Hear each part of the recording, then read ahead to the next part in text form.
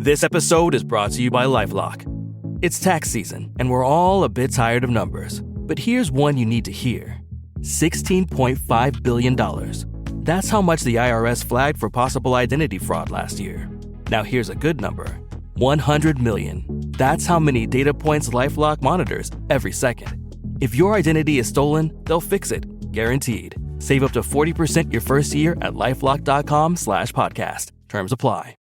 Hello, my name's Simon Brew. I'm the editor of Film Stories magazine, and I can't believe it myself, but welcome to episode 100 of the Film Stories podcast. Come with me. And I show you how deep the rabbit hole goes. And movies that had stories. That the story just sucks them in. This is just the beginning. Stories. We would be honored if you would join us.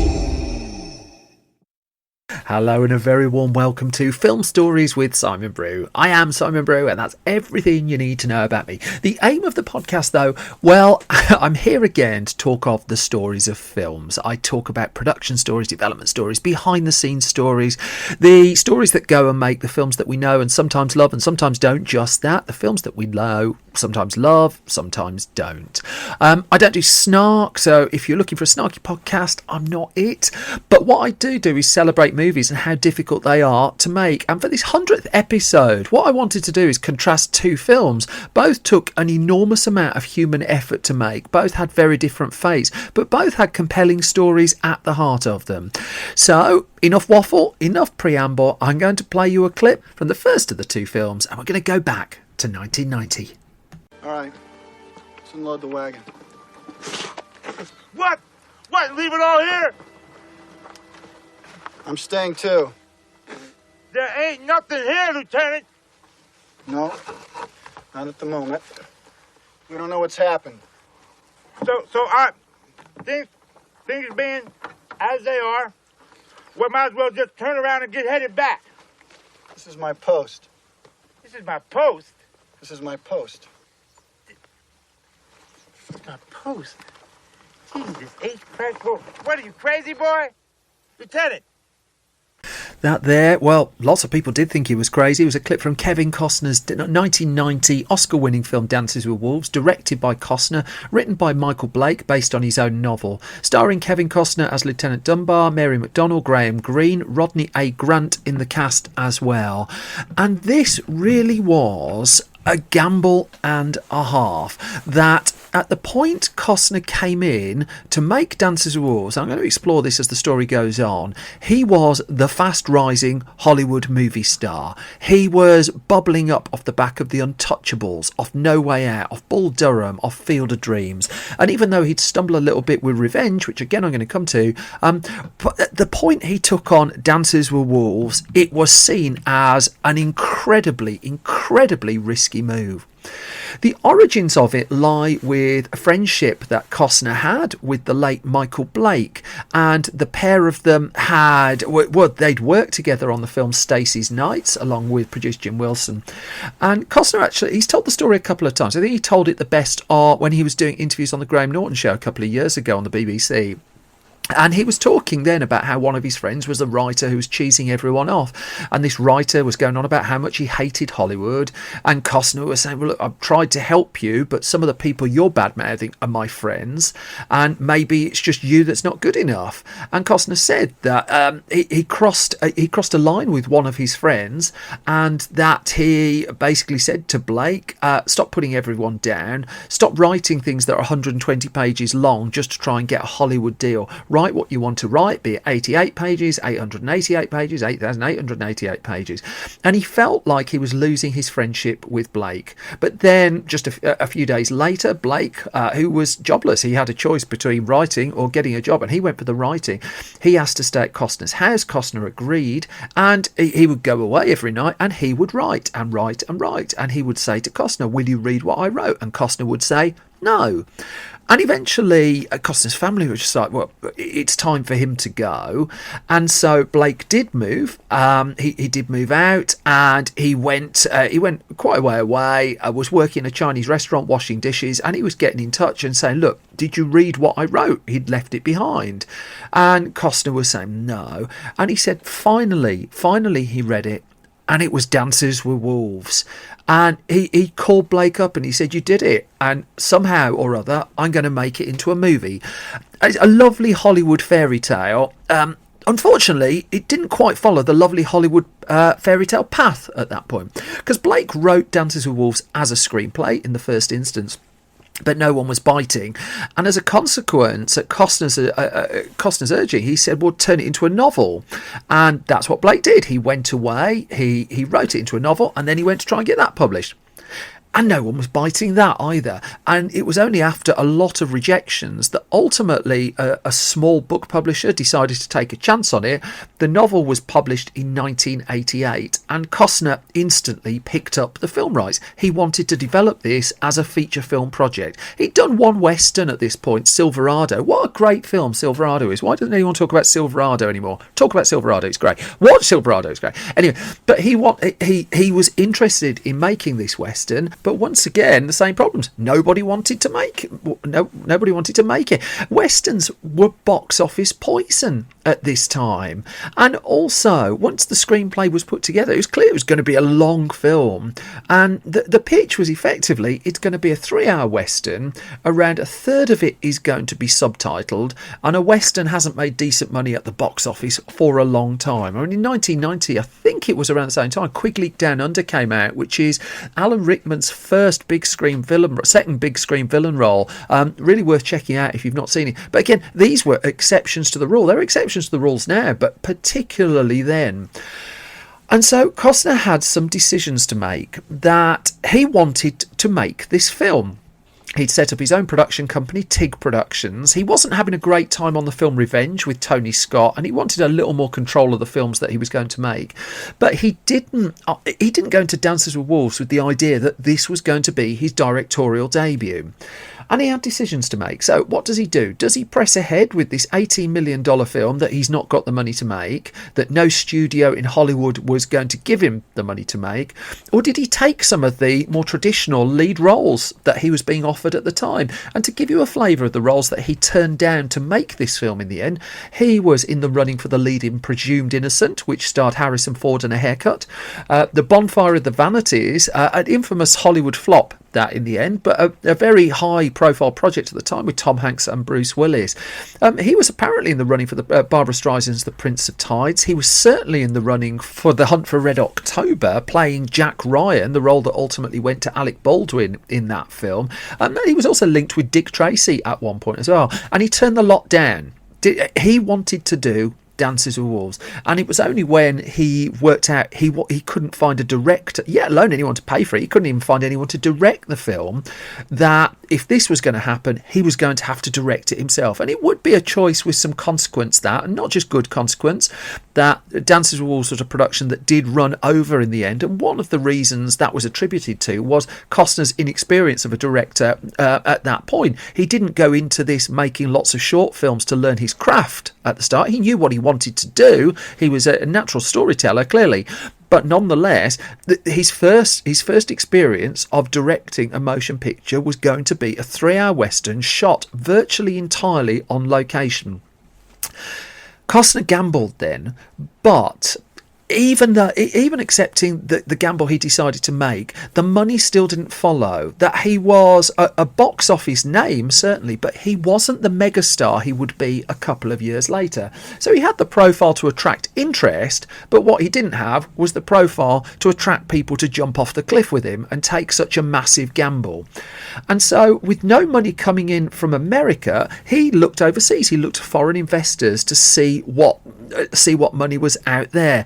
And in fact, Dances with Wolves, in part, one of the catalysts for getting it going was Britain. That the company in America, Island Pictures, was looking at funding the film in the US, and they put Costner in touch with Guy East, who was the managing director of the British film sales outfit at that time, Majestic Films International. And Majestic was interested because it was still a Kevin Costner picture.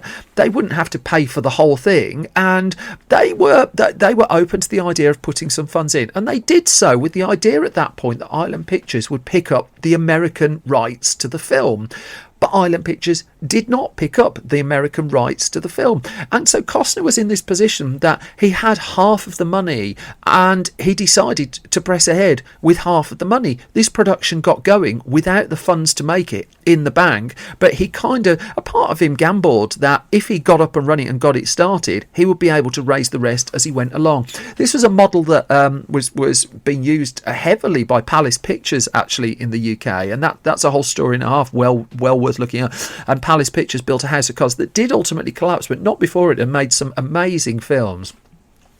Costner did ultimately find the rest of that 18 million budget when Orion Pictures, tempted by having what to it was going to be a low-cost Kevin Costner film on its docket, stumped up the remaining $9-10 million to get the film close to over the line. That the budget was now in place. Now, Orion had enjoyed a couple of successes with Kevin Costner, with the films No Way Out and Bull Durham, both of them terrific.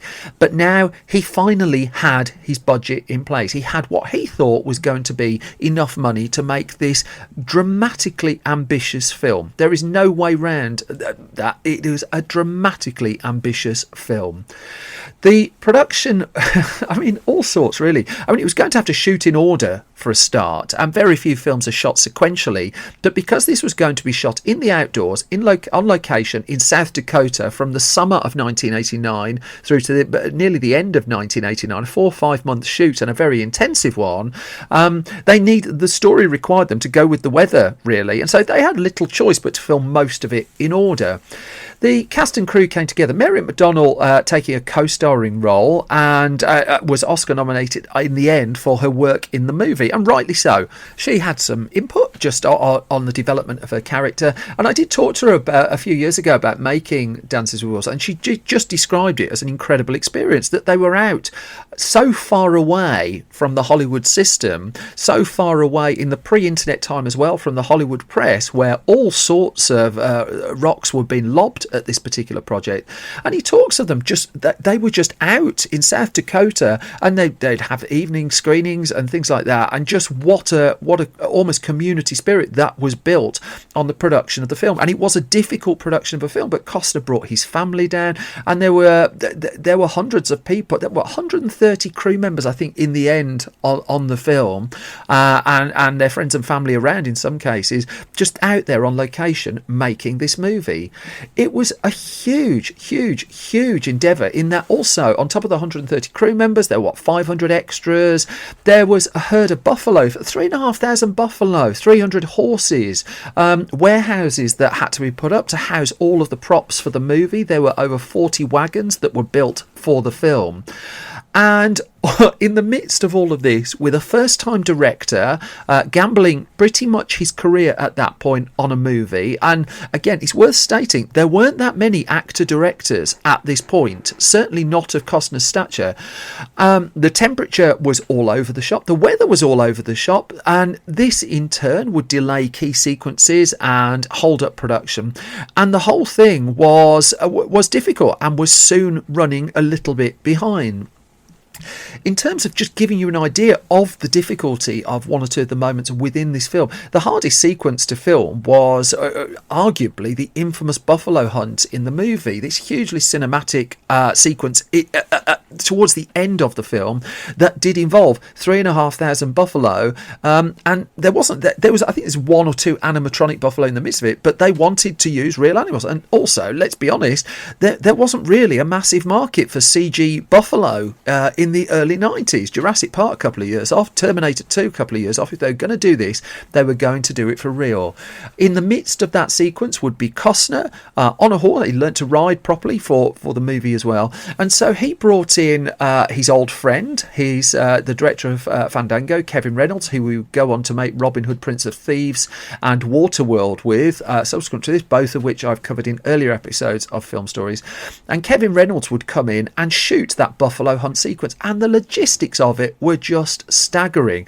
That you set a buffalo running, and by the time they're done, they've run 10 miles, and to round them all up and reset the scene was an incredibly difficult job that at best meant they could have one, maybe two takes of it every day, and that was it. So Reynolds shot it. Costner was in the midst of it, and I talked to Reynolds about this quite a long time ago, and he talked about one particular shot in the film that he got, and he was excitingly describing this shot with all the buffalo coming over the hill, and he said it was brilliant, a really wonderful shot, and it looked like they got this first time, and he just turned to the cameraman and just checked, is it okay? And guess what? It wasn't okay, that the camera had been set to film it at 11 frames per second rather than 24. So then many hours to round up the buffalo, to reset them, to get them behind the fences and get them ready to go. Shot it again. Wasn't quite as good the second time, he said, but nonetheless they got it. Turned to the cameraman. Is the camera okay? No, it isn't. This time it had failed and they'd not got the footage, and all the while the buffalo were getting angrier and angrier, and also they'd worked out what was going on. They'd worked out they were going to be rounded up, put behind this fence, so the buffalo basically took the fence down and pegged it, and that particular shot never ended up making it into the movie, although clearly the buffalo hunt sequence would end up in the movie, but it would take a long time to realise that. Such were the complicated logistics of it. While all this was going on, the poison pens were out in Hollywood. This was called Kevin's Gate, after the infamous Michael Cimino film Heaven's Gate, which bankrupted a studio. That the trade press was insinuating that this was an ego project, this was someone going completely off the rails, they must be nuts, etc, etc, etc. And nobody saw what was going to happen coming, really. I think it's worth noting that.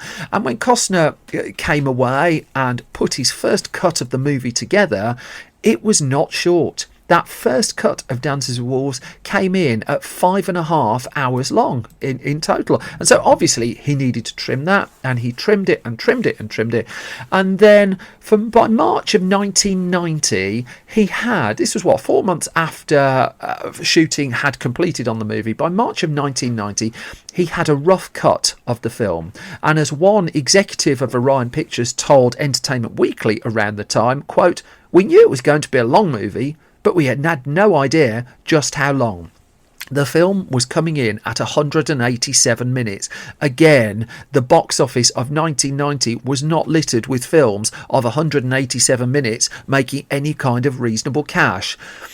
Whilst production was ongoing too, the risk was building. So first of all, the film would go over budget. And Orion, at this point, was in financial straits, that it had made a couple of films, She-Devil, Valmont, 3 films, Great Balls of Fire, and all of its latest releases had not done the business at the box office. Orion was staring down the barrel of bankruptcy at this point. It could put no more money into Dances with Wolves, and in fact, Costner had to put his hand in his pocket for $2 to $3 million to get the film completed.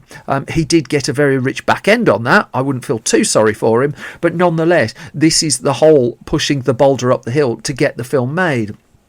There was also a risk that Kevin Costner at this point had a flop, that Revenge had gone into cinemas in 1990 and hadn't done the business. And Revenge is a very hard-edged Tony Scott film. There is actually an extended version of that improves the movie. But all of a sudden, he'd gone from this run of 3-4 hit movies and going into Dances with Wolves, that gave Orion some degree of confidence in it. And then he'd had one that had stumbled, and that just happened to be the one immediately prior to the release of Dances with Wolves. There was a problem. Orion, to its credit, even though, they headlines now were Costner's Last Stand. I mean, they were firing more and more criticism, and the naysayers were very much out. But Orion, to its credit, even though it wanted a shorter cut of the film, did not insist on it. There was talk that it wanted it to come down to 2 hours 20, 2 hours 30. But Costner wanted 187 minutes, and in this instance, Costner got 187 minutes. There is a longer version of the film that's subsequently been released that's close to 4 hours. I think it's 236, something like that, if you include the interval. And I went to see it at the movies as well. Whether Costner, that was Costner's cut of the film, there's been a little bit of to and fro that say he wasn't involved with that or he was. I remember buying it on video from W.H. Smith's in a limited edition pack, and it had an introductory book and Costner had written an essay in there, and it sounded to me like he'd endorsed it, but who knows. Nonetheless, Orion now had to find a way to sell this film, that it had a premiere for October 1990, and that was in Washington, and then a Los Angeles premiere was going to follow on the 4th of November before the US limited release on the 9th of November and the wide US release on the 21st of November. And you can see what's happening here, that this was a film that needed to be curated and gently released and looked after. And we were in an era where you could do that. You could put a film into a few screens first and try and build high screen averages, get word of mouth. I mean, Four Weddings and a Funeral is a great example of how its fortunes turned on screen averages, and I'll come to that in a future Film Stories podcast as well. Orion backed this up by doing one or two variations of the promotional campaign as well, in that it did one version of the trailers, I'm just reporting the story, it did one version of the trailers for women, which focused more on the romance, and it did one version of the trailer for men, which focused on the action. And it was banking, nonetheless, having with a release initially in 8 screens, that word of mouth would fuel this. It's worth noting, at no point at all did the promotional campaign mention that at least a quarter of the film was subtitled. Should also note as well, John Barry does a wonderful score for Dances with Wolves, one he agreed to do just after reading the script. Orion put the film into cinemas. Orion was hoping for that word of mouth. Orion got that word of mouth. The reviews on the whole were pretty ecstatic. There are a couple of contrarian ones that weren't quite as keen, but on the whole, Dances with Wolves was quickly regarded as a triumph, and not just it was going to make its money back, but there was something special here, that a man had gone out and gambled pretty much his leading man movie career for some time to come anyway on this project, and was going to be rewarded for doing so. And the award nominations were not far behind that. The film was honoured by the Golden Globes, it was honoured by the BAFTAs, and it would notably earn numerous Academy Award nominations.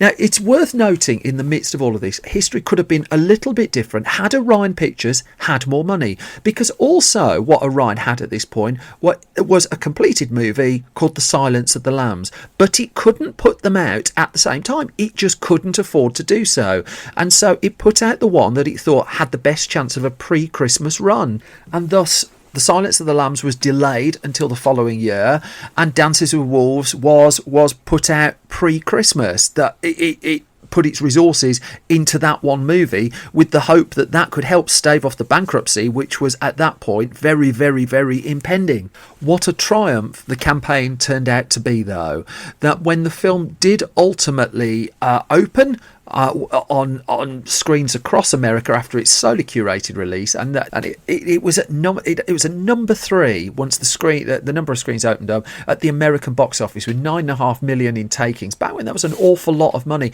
To put it into context, Home Alone was top. Three Men and a Little Lady opened in second, and Dances with Wolves outgrossed Predator 2, which was on its opening weekend, and it was soon making mincemeat of Rocky 5 as well.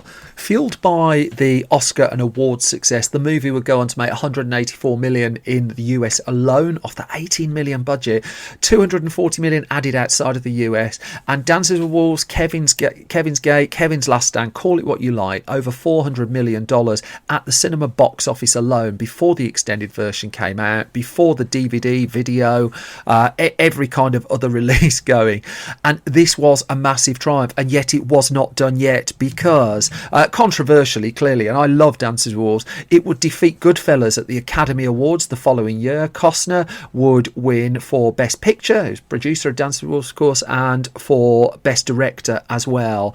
And the 7 gongs that it took were a massive relief, not least to Orion Pictures again. I mean, the story comes back to them. And then the following year with Orion, it released The Silence of the Lambs in the spring, well ahead of any kind of Oscar run. And for 2 years running, this beleaguered company would take home massive hits and the Best Picture Oscar nomination. And even that wouldn't be able to save it in the end from bankruptcy. The legacy, though, was generally a positive one. There was that longer cut of the film that came out. Michael Blake would go off and do a follow-up book. He died a year or two ago. He did a follow-up book called The Holy Road, and there's been no obvious intent at the moment to make a movie of that, although a TV miniseries is a possible. Costner would also pave the way for further actor-directors. It's hard to think that Braveheart would have happened if Dances with Wolves hadn't done so much of the pathfinding in that particular era. And he would return to directing only twice so far on the big screen. The notable film The Postman, story and a half there, and the quite wonderful Open Range. But what Dances with Wolves is ultimately about is one of the things I love to celebrate in this podcast, that someone at the height of their powers took a massive gamble. They went completely off away from the logical direction, and in doing so put something really quite special on the screen. The Sioux Nation, in the aftermath of the film's release, would adopt Costner as an honorary member, and the film continues to play, continues to be enjoyed, and also John Barry's score continues to be majestic. This is one hell of a film story. I always thought it growing up. I think it now. It seems quite appropriate to do this one for episode 100. Which is the halfway point then now of of this particular episode. Couple of things then. I've just finished Film Stories magazine issue 14, and we're celebrating loads of upcoming British films in that. You can pre-order that now from filmstories.co.uk. If you like this podcast, I have only got here because of your support. I am an independent. I don't have massive publishers behind me or anything like that, or anything dramatic. It's just me in a microphone. I'm going to come back to that at the very end of this podcast. But if you could subscribe to this podcast, that's hugely appreciated. If you could leave an ideally positive review at your podcast repository of choice, that would be hugely appreciated as well. What I want to do for the second of the two films I'm going to talk about, though, is I want to go to the other end of the spectrum. I want to go to a film that's turned out to be incredibly maligned, that's not deemed a success, and I just want to find just one or two of the human stories at the heart of that. Let me play you a clip from one of 2019's highest profile releases.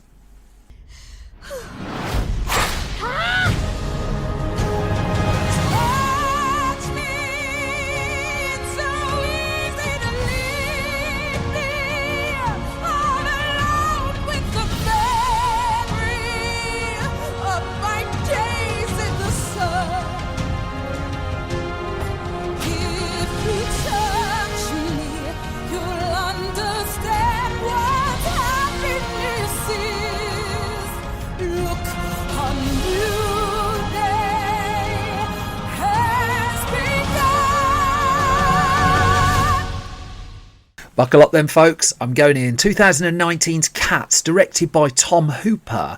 Screenplay of this one, Lee Hall and Tom Hooper, based on Andrew Lloyd Webber's musical, in turn based on T.S. Eliot's poetry collection, Old Possum's Book of Practical Cats. The extensive ensemble, just to give you a flavour: Jennifer Hudson, Judi Dench, Taylor Swift, James Corden in there, Rebel Wilson in there, Sir Ian McKellen, perhaps the most, and Idris Elba, can't forget him, perhaps the most starry cast of a film released in 2019. But the thing is, the story of this one actually goes back, it goes back to the musical that Andrew Lloyd Webber was inspired to make, and in the 1980s that was released, that was staged in the West End, became a musical sensation, played for 300 years in cinemas, in theatres, around the planet. But since the musical became a sensation, there had been chat about bringing Cats to the big screen before, and that's locked into a story we told in a recent issue of Film Stories magazine, actually, about Steven Spielberg's Amblimation animation studio. And this was Spielberg's attempt, really, to go toe-to-toe with Disney, to set up an animation outfit that did films such as An American Tail, Five Will Go West, and Balto. But the films that he was making was some of the... Well, he wasn't directly making, but there was a whole animation studio recruited to make them. The films, even though some of them turned out to be well liked, they weren't making money. And just at the point Amblimation started making its movies, Disney's renaissance happened of the late 80s, early 90s, and the box office was drying up. At the point where they decided to shut up shop and cut their losses, Amblimation was working on its fourth film, which would have been an animated version of the musical Cats, that Spielberg had picked up the rights to do the film. It was felt this would work well in animation because who would try it in live action? And there was some degree of development done at that point when Amblimation decided to shut up shop. Then the Cats project went into turnaround. It went into turnaround for quite a while as well, but it turned out Universal Pictures, which had had a deal with Amblimation and distributed their films, was sitting on the rights. Whether that dated from then is unclear, or whether it just had them in its asset catalogue and discovered them. It's not 100% transparent, but there were hints dropping in 2013 that it was interested in getting back into the Cats business, and it's pretty obvious what the catalyst for that decision was. 2012's big screen adaptation of the huge hit musical Les Miserables, which was directed by Tom Hooper, which won Oscars, which was a massive box office hit around the world. And in the aftermath of that, Universal and pretty much every Hollywood studio had a look around to see what musicals they had. I mean, you can tie films like Rock of Ages back to the success of Les Miserables on the big screen, for instance, because all of a sudden people wanted to make musicals again. Universal was realised at this point it was sitting on the rights to Cats, and so discussions began in 2013 about possibly resurrecting some kind of Cats project. Separately, Tom Hooper was also going to be soon on the lookout for a new film to make. That he'd won a Best Picture Oscar for The King's Speech by this time in 2010, and after Les Miserables he would move on to The Danish Girl, which came out in 2015, and that won an Oscar as well. And it was after The Danish Girl that he was wandering around Theatreland and just he was looking for a new project at this point, and he got thinking about Cats. That he knew after making Les Miserables that he wanted to do another big screen musical, and he started pondering and wondering, just are there any other iconic musicals out there that were waiting to be brought to the screen?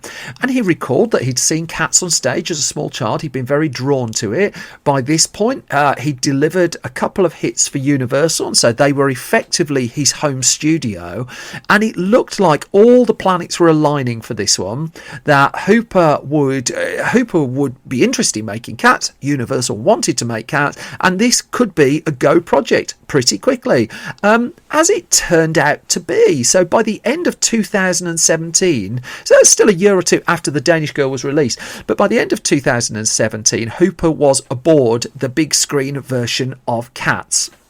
There was a lot of work ahead of him, and he was fairly open in interviews around the film's release about just what a scary amount of work there was, because there was a feeling that the visual effects when he was first looking at Cats weren't ready for the film to be made, that the technology, almost George Lucas style, needed to catch up before he could press ahead with a movie take.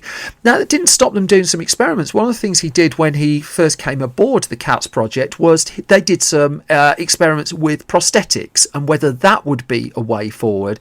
And there's about 5-6 months worth of prosthetics testing work was undertaken. But they kept hitting a problem with ears, that the ears couldn't be made to work, that the look wasn't quite right.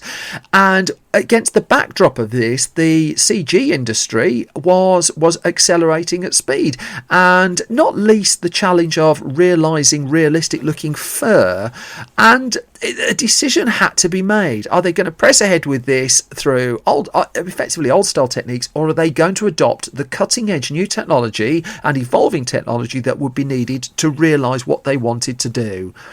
And you know what happened next. They went down the visual effects route. Now, while all this was going on the writing side, there was an evolution of the musical. Lee Hall was brought in to work on a screenplay. He, of course, written Billy Elliot, and more recently has done Rocket Man as well.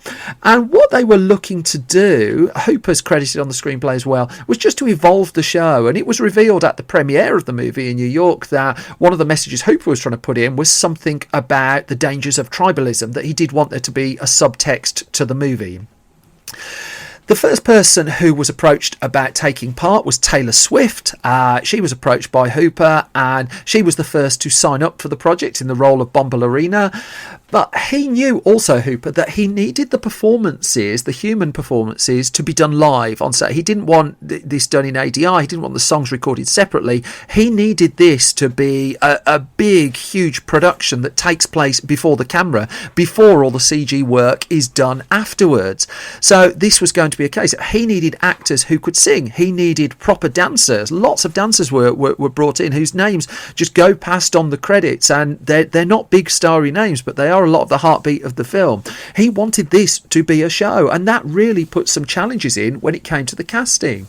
Anne Hathaway, who he'd worked with on Les Miserables, she was approached in the summer of 2018. It was in the middle of 2018 in earnest that the casting was ramping up, but there was a scheduling conflict that meant that she ultimately opted not to take part in the film.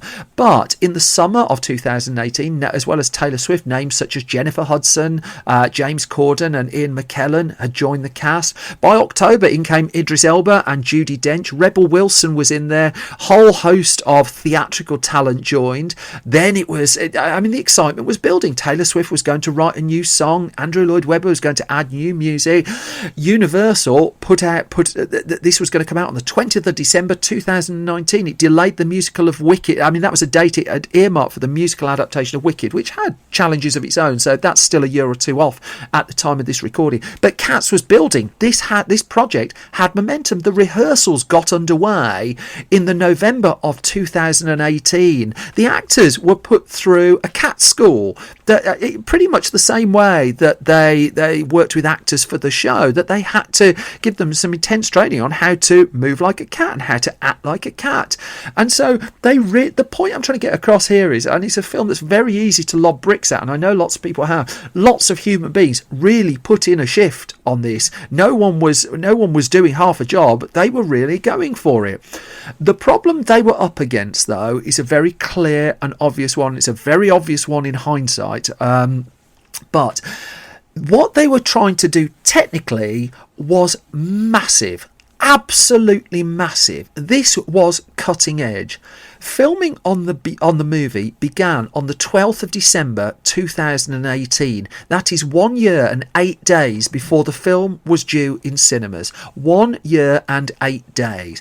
Universal was counter-programming it against Star Wars: The Rise of Skywalker, thinking that there was an opportunity for a hit there. And to be fair, it was probably right. If you look at what The Greatest Showman did against Star Wars a few years ago, that's the kind of thing it was aiming for. And so the production got underway, and the filming took a few months. It wrapped up on the 2nd of April 2019. And then there were two big challenges on the horizon. Number one, the obvious one, they've got to finish the film. But also, by April of 2019, no one had seen any footage from this film, and it was 8 months out, and they needed to get a trailer together. And that trailer, the latest really it needed to land, was the summer of 2019. And so it came to pass that in the year of our Lord 2019, one day in July, the first trailer for Cats was released, and the internet was changed forever. The footage, ladies and gentlemen, did not go down very well. That it created an instant internet sensation, but not for the reasons that Universal and Tom Hooper were hoping it would create an instant internet sensation. And even though they were squirreled away finishing the film and trying to get these complicated effects done, they were not immune to the impact that the trailer had had. And I mean, around this time as well, the first trailer for the Sonic the Hedgehog movie came out, and there was a backlash against the look of Sonic at that point. And in fact, some of the effects for that were being done at one of the effects houses that was working on Cats MPC in Vancouver. But Sonic, they delayed the production and they delayed the release of the film so they could retool the look of Sonic, which they've done. And at the point of this podcast being recorded, released, Sonic is heading into cinemas. What Hooper said, though, and he talked about this in a lot of interviews around the time of Cat's release, was, for instance, he told The Atlantic, the main thing I felt, if I had a comment on my own trailer, is I sometimes felt there was too much fur covering the actors' own faces. What it did for me was reconnect me with my original intention, which was to see the actors' faces. So my direction of travel after that was paring it down, simplifying it, making it purer. And Hooper did say that he enjoyed reading some of the commentary, that it was pretty entertaining. I think he's been a good sport there. But he did say, I didn't think it was going to be a big deal. And it was obviously much more of a big deal than I thought. Yes, it was much more of a big deal than he thought.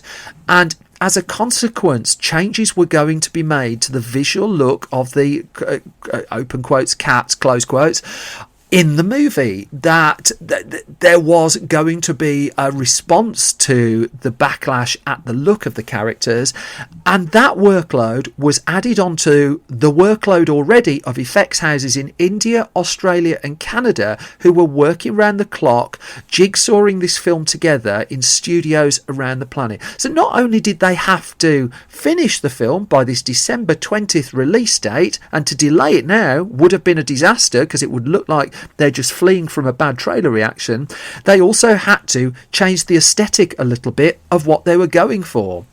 So since what happened is they got to October of 2019, and at that point the workload was such that there were no days off. The film was on a 7-day-a-week cycle. That the London base of the movie, and it was based out of Leavesden for large parts of the shooting, with post-production in London. The basic material was coming in around the clock from geographically different places. And it was becoming clear that the film was going to run absolutely to the wire. And Universal at this stage, again, easy to lob bricks, but it had its eye on an awards run. Certainly the idea of a new song, that looked like a shoe-in to get an Oscar nomination, a new Taylor Swift, Andrew Lloyd Webber song. And the best song Oscar, no disrespect to either of them, isn't the most competitive a lot of the time. So there was a chance of just picking up a few Oscar nominations here and there. But the problem became that the film just wasn't going to be finished until December. It wasn't going to be finished until a week or two at best before the release of the movie, and that left Universal unable to enter the film for the bulk of the early part of award season, where momentum starts to build. And in fact, the film wasn't finished in the end until a day before its first public screening. Its New York City premiere took place on the 16th of December 2019, and that was the first screening of the film, the first full screening. And to the point, Hooper had not finished the movie until the day before, until the 15th of December, where he'd finished it something like 8 that morning, and so there was 36 hours to put the DCP together for. But Hooper himself was coming off a 36-hour straight run to finish the movie. These effects houses were working, people at the effects houses have been working 80-hour weeks to get the film done, and it was only at the very, very, very last minute that it was locked down and released, and there was an upbeat premiere, and the film went out into the world with the first UK press screening taking place on the 17th of December, the same day as Rise of Skywalkers, and the movie somehow had got over the finish line and was complete. What could possibly go wrong? Well, really, that the first reviews were not just bad, they were flat out vitriolic. absolutely vitriolic. There were almost like a competition at one point that who could write the most, the cleverest, the wittiest put down of the film.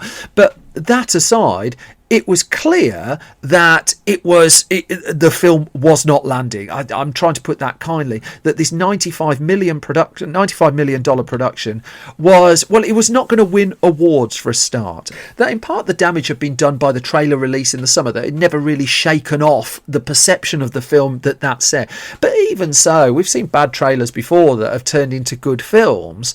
But in the aftermath of the first swathe of reviews, Universal did a tepid push out for Oscar and BAFTA members to see if there was any interest, but it would quietly withdraw both of those campaigns. And it was clear that the film was in trouble, that the release date was coming on the 20th of December. Just so what's that? 5 days after this premiere, 4 or 5 days after this premiere. And the hope was that the box office would save the movie. And again, there's lots of precedent there of musicals that have been thoroughly disliked by critics that have gone on to find an audience. Cats is not one of those examples, as it turned out, that the movie found its way into cinemas on time, which itself was a human effort and a half, but it would open to about $6-7 million in the US against expectations anywhere as high as $20 million. And whilst it's not necessarily as important in the Christmas market to have a flat out huge opening, because there's a little bit of time to build legs, again, look what happened with The Greatest Showman, look what happened with Jumanji Welcome to the Jungle a couple of years ago. The problem here was that the word of mouth it needed to ride this one out was not good. That it wasn't just critics that weren't liking it, the people going to see it were not liking it either. But the bad news really just kept on coming for it, because it really is pretty much unprecedented that a couple of days after the release of the film, and there's no other way to put it, Universal released a software patch for the movie. And this could only happen with how cinema is now, with hard drive projectors that are wired up to super fast networks. But the version of the film that was released on the 20th of December had unfinished visual effects. Judi Dench's wristwatch was in there. I mean, there's a picture that went round on Twitter on that. Some of the effects were just clearly incomplete, and they took the opportunity to offer to cinemas an updated version of the film, which was available for the cinemas to download to their systems on the 22nd of December, with Universal describing it as having, quote, some improved visual effects, and basically urging cinemas to update the version of the print that they had. It was another PR disaster for a film that was already reeling, and a film, I should say, that some are enjoyed and are still enjoying. I mean, there's a kind of cult circuit screening that's already picked up, but I know quite a few people who went to see Cats who quite liked it. In truth, it's not a film I'm particularly in a rush to take a bullet for, but I do think that there are a couple of merits there that it's never really been given credit for. Lacking the word of mouth, the film's box office deflated. It will go on to make 27 million only in the US, 45 million outside of the US, and its overall gross is just north of 70 million. A planned 4K digital HD digital physical release has been pulled back. It's now just coming out on DVD and Blu-ray. It didn't pick up any awards, and one of the biggest human costs of it, and this is the kind of thing that's overlooked in the midst of kind of the Schadenfreude that surrounds a film that surrounds a film that's not doing well like this, was MPC Vancouver, that had worked on Sonic, that had worked on Cats, days after it had completed its work, was shut down.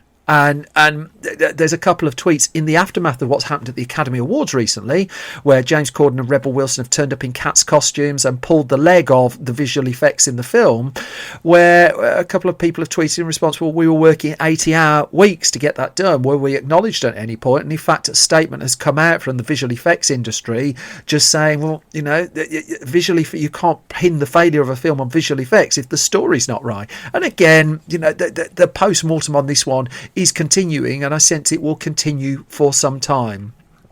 This still was a film made by hundreds of human beings doing their best with what turned out to be an impossible job. That I know some people don't like the narrative of the Cats musical, and that's easy to lob bricks at, but how can you overlook the fact that the Cats musical has brought pleasure to a lot of people and has been this wild success, and yet the film has not really managed to capitalise, and certainly didn't manage to catch that, nor its audience.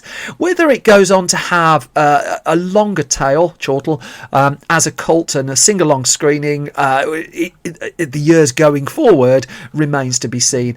As it stands, there is a little bit of life left in Cats, but certainly nowhere near what was intended when it started as an animated project decades ago.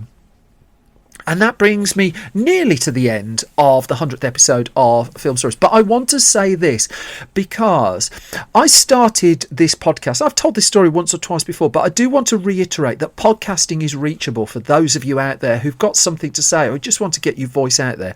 I started this podcast at a point where a job that I loved was coming to an end, and there's a whole story there, at a point where I was going through an immense period of grief, and I kind of needed something for me. I needed to kind of claim my head back and just buy myself some space.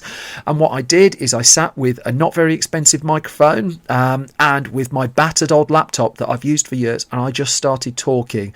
And it's kind of moved me to bits, as twee as that sounds, that so many people have responded and supported the fact that I just started talking. And here I am 100 episodes later, because not only did I just start talking, I had your support, I had that response, and I just kept talking, I kept coming back. And still fundamentally in the heart of heart, this podcast has been one of the best things for my head and for getting myself through a difficult time that I've ever had. The doors that it's opened, the friends online and offline that it's brought me to, and just the sheer kindness of humanity that it's exposed me to. Again, I know it sounds twee, but I don't care, I'm going for it. I just hugely appreciate it. And what I would say, if you're sat there and you've got a rubbish laptop with a rubbish microphone, but you've got something you want to say, just say it. Just say it. The world will give you a million reasons not to do something if you look around for them. But you know what? Your voice matters. Your brain matters. You matter. And why not put your voice out into the world?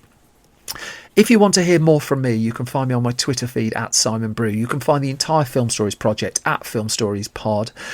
We have a whole host of video exclusive film stories at youtube.com/film stories. I mean, look at what you all supporting me with one podcast has allowed me to build, because also Film Stories magazine is just heading out in the post in a few days' time. Film Stories Junior issue 3 is in production, as I say. I couldn't have done any of this without you. You can find us on Facebook at facebook.com/film stories online. I'm going to wrap this up before I start crying and singing and getting really even more emotional than I am already. This, ladies and gentlemen, has been the 100th episode of the Film Stories podcast. I'll be back soon with 101.